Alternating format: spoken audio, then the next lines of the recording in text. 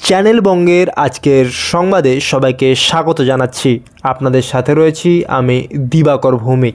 আজকের আন্তর্জাতিক অঙ্গনে সবচেয়ে আলোচিত খবর আমেরিকার প্রাক্তন প্রেসিডেন্ট ডোনাল্ড ট্রাম্পের সাম্প্রতিক মন্তব্য এবং তার জবাবে ভারতীয় প্রধানমন্ত্রী নরেন্দ্র মোদীর দৃঢ় প্রতিক্রিয়া। যুক্তরাষ্ট্রের নির্বাচন সামনে রেখে ট্রাম্প ঘোষণা করেছেন তিনি ক্ষমতায় ফিরলে H-1B ভিসার খরচ একেবারে আকাশ ছোঁয়া করে দেবেন। এখনকার কয়েক হাজার ডলারের ভিসা ফি বেড়ে হয়ে যেতে পারে $1,00,000 পর্যন্ত। শুধু তাই নয়, ভারত থেকে আমদানি হওয়া নানা ধরনের পণ্যের উপরও বাড়তি শুল্ক আরোপের ইঙ্গিত দিয়েছেন দেশটি। এমন ঘোষণা ছড়িয়ে পড়তেই ভারতীয় তরুণ সমাজের মধ্যেও এক ধরনের অনিশ্চয়তা তৈরি হয়েছে। বিশেষ করে যারা আমেরিকায় গিয়ে চাকরি করার স্বপ্ন দেখছেন, তাদের কাছে বিষয়টি বড় আঘাতের মতো। প্রতি বছর হাজার হাজার ভারতীয় তরুণ তরুণী তথ্য প্রযুক্তি, স্বাস্থ্যসেবা, গবেষণা কিংবা অর্থনীতির খাতে সুযোগ পেতে এই ধরনের ভিসার আবেদন করে থাকেন। কিন্তু খরচ এতটা বেড়ে গেলে সেটা অনেকের পক্ষেই সম্ভব হবে না। শুধু চাকরি ক্ষেত্রেই নয়, ভারতীয় ব্যবসায়ীরাও চিন্তিত, কারণ আমেরিকা ভারতের অন্যতম বড় রপ্তানির বাজার। টেক্সটাইল থেকে শুরু করে ফার্মাসিউটিক্যালস, ইঞ্জিনিয়ারিং পণ্য থেকে আইটি সার্ভিস, বেশিরভাগ খাতেই ভারতীয় কোম্পানিগুলোর আমেরিকার উপর নির্ভরতা অনেকটাই বেশি। শুল্ক বাড়লে সেসব পণ্য মার্কিন বাজারে প্রতিযোগিতা হারাতে পারে। এমন সংকটময় সময়ে সরাসরি বার্তা দিলেন প্রধানমন্ত্রী নরেন্দ্র মোদী। তিনি বলেন, ভারত কখনো বিদেশি চাপের কাছে মাথা নত করবে না। আত্মনির্ভর ভারতই হবে ভবিষ্যতের মূল মন্ত্র। তার ভাষায়, বিদেশের উপর নির্ভরশীলতা আমাদের সবচেয়ে বড় শত্রু। যদি আমরা বাইরের দেশ থেকে আমদানির জন্য হাত পাতি, তাহলে নিজেদের মেধা ও সম্ভাবনাকে ছোট করে ফেলব। তাই এখন সময় এসেছে দেশীয় শিল্পকে আরও শক্তিশালী করার, নিজস্ব উৎপাদন বাড়ানোর এবং ভারতীয় তরুণদের প্রতিভাকে কাজে লাগানোর। মোদির মন্তব্যে স্পষ্ট ইঙ্গিত, তিনি ট্রাম্পের ঘোষণাকে শুধু একটি অর্থনৈতিক পদক্ষেপ হিসাবে দেখছেন না, বরং এটিকে একটি কূটনৈতিক চাপ হিসাবে গণ্য করছেন। আর সেই চাপকে মোকাবিলা করতে তিনি চাইছেন দেশবাসীর ঐক্য। জনসভায় দাঁড়িয়ে তিনি বলেন, যখন চ্যালেঞ্জ আসে তখনই শক্তি দেখানোর সময়। বিদেশি শুল্ক বা ভিসার বাধা ভারতকে থামাতে পারবে না। ভারতের যুব সমাজ মেধা ও পরিশ্রম দিয়ে বিশ্বকে নেতৃত্ব দেবে। অর্থনীতিবিদরা অবশ্য বলছেন, ট্রাম্পের এই সিদ্ধান্ত যুক্তরাষ্ট্রকেই সমস্যায় ফেলতে পারে।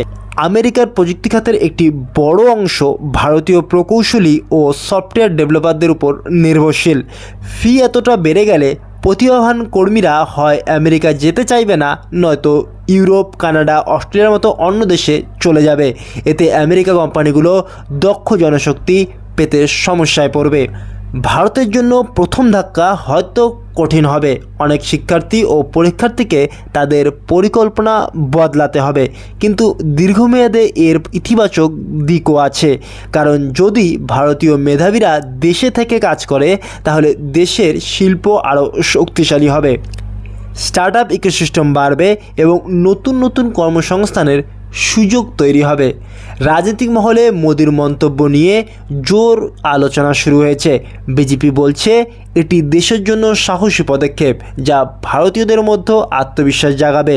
অন্যদিকে বিরোধী দল কংগ্রেসের দাবি, শুধু বক্তৃতায় আত্মনির্ভরতার ডাক দিলেই হবে না, বাস্তবে সঠিক নীতি গ্রহণ করা জরুরি। তাদের মতে সরকারকে আগেভাগে কূটনৈতিক আলোচনা শুরু করতে হবে, যাতে ভারতের রপ্তানি ক্ষতিগ্রস্ত না হয়। শিল্পমহলে প্রতিক্রিয়া অবশ্য প্রধানমন্ত্রীর পক্ষে। তারা বলছেন, আত্মনির্ভর ভারত প্রকল্পের ফল ইতিমধ্যে দেখা যাচ্ছে। মোবাইল ম্যানুফ্যাকচারিং থেকে শুরু করে প্রতিরক্ষা সরঞ্জাম, এমনকি কৃষি প্রক্রিয়াকরণের খাতেও দেশীয় উৎপাদন বাড়ছে। বড় বড় কোম্পানি নতুন কারখানা খুলছে, বিদেশি বিনিয়োগও আসছে। ফলে আমেরিকার চাপ ভারতের জন্য যেমন একটি চ্যালেঞ্জ, তেমন এটি দেশীয় ব্যবসায়ীদের জন্য নতুন সুযোগ হয়ে দাঁড়াতে পারে। তরুণ সমাজের মধ্যেও প্রতিক্রিয়ার মিশ্র।